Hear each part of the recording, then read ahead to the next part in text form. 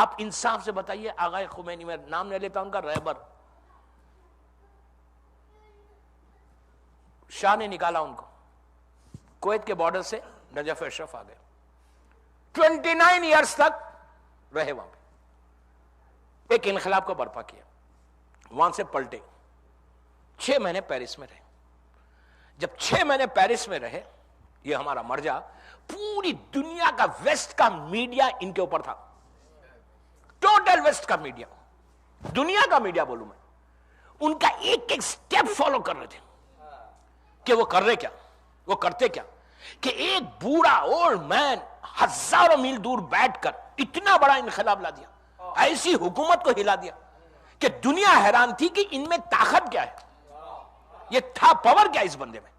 Paris میں 6 مہینے 6 months تک ٹوٹل میڈیا ان کے اوپر، ان کو واچ کر رہا ہے، ہر چیز لکھی ویسٹ نے ان کو، فینیٹک ہے، کریزی ہے، یہ ہے وہ ہے، سب لکھا، لیکن کردار پہ کچھ نہیں لکھا، کیریکٹر کے اوپر۔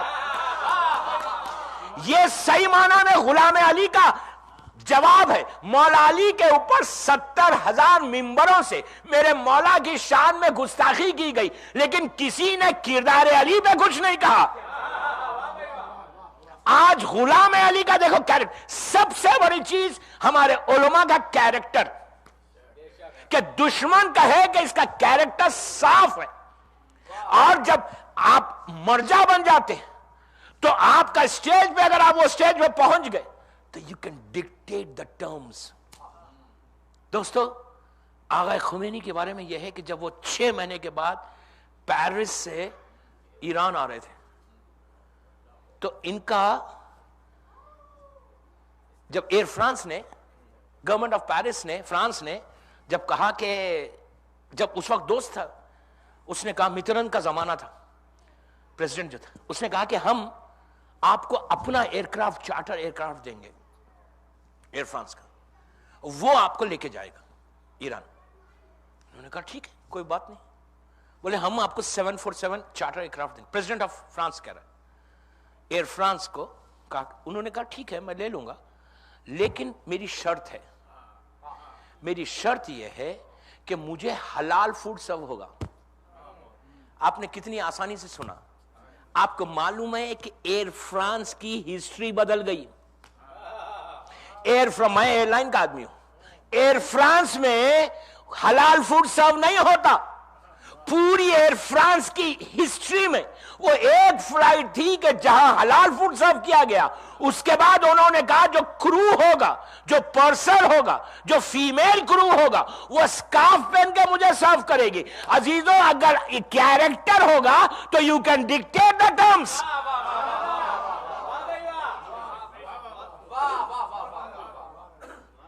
یہ ہے ٹرمز، یہ ہے، اور یہ بعد میں اثر کب ہوتا؟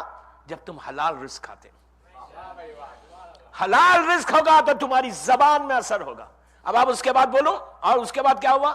جب فلائٹ چلی پیرس سے، چارلس ڈیگول ایئرپورٹ سے چلی ہمارے مرجع کو لے کے، ان کا پوری ٹیم تھی 50-60 آدمی کی، اور مہرآباد جانا تھا تہران، 6.5 گھنٹے کی فلائٹ ہے، 6 hours 30 minutes یا 7 hours کی فلائٹ تھی۔ پیرس سے اڑی، راستے میں آدھا 1 گھنٹے کے بعد جو چیف پرسر تھا اس نے آگے کہا کہ آغا کہ میں آپ کو فوڈ سرو کروں؟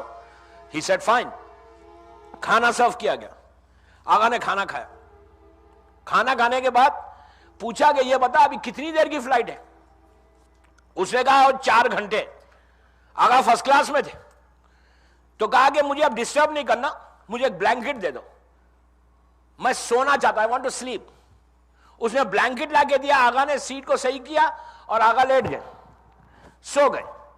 جیسے ہی سوئے، یہ چیف پرسر کاکپٹ میں گیا، جا کر جو چیف پائلٹ تھا، 747 کا پائلٹ کوئی معمولی پائلٹ نہیں ہوتا، 2 پائلٹ ہوتے، first officer, second officer. Chief pilot کو جا کے کہتا ہے کہ جو آیت اللہ ہے وہ سو رہے۔ اس نے کو یقین نہیں آیا، اس نے کہا سو رہے ہیں، ہاؤ کین؟ تو بولے نہیں وہ سو رہے۔ اس نے کاکپٹ سیکنڈ آفیسر کو حوالے کیا، خود آیا، آ کر فرسٹ کلاس میں غور سے رہبر کو دیکھنے لگا دیکھتے ہوئے کہا کہ یہ پاسبل کیسے کہ یہ اتنی ڈیپ سلیپ میں سو رہے ہیں، جبکہ ان کو پتا ہے کہ 30 ایئرز کے بعد یہ اپنی کنٹری کو واپس جا رہے ہیں۔ نیند 2 وقت میں نہیں آتی، نیند 2 وقت میں نہیں آتی، نیند جو ہے سلیپ جو 2 وقت میں نہیں آتی۔ ایک اس وقت کہ بے انتہا اگر خوشی ہو تو نیند نہیں آتی، اگر کوئی مصیبت ہے، موت سر پہ ہے تو نیند نہیں آتی۔ تو آپ سمجھے، تو اتنی اس نے کہا اتنی خوشی کے بعد یہ سو کیسے رہے، ان کا کانشس کتنا کلیئر ہے۔ اب آغا نے سو کے بتایا کہ میں اس کا غلام ہوں جو تلواروں کی چھاؤں میں سویا۔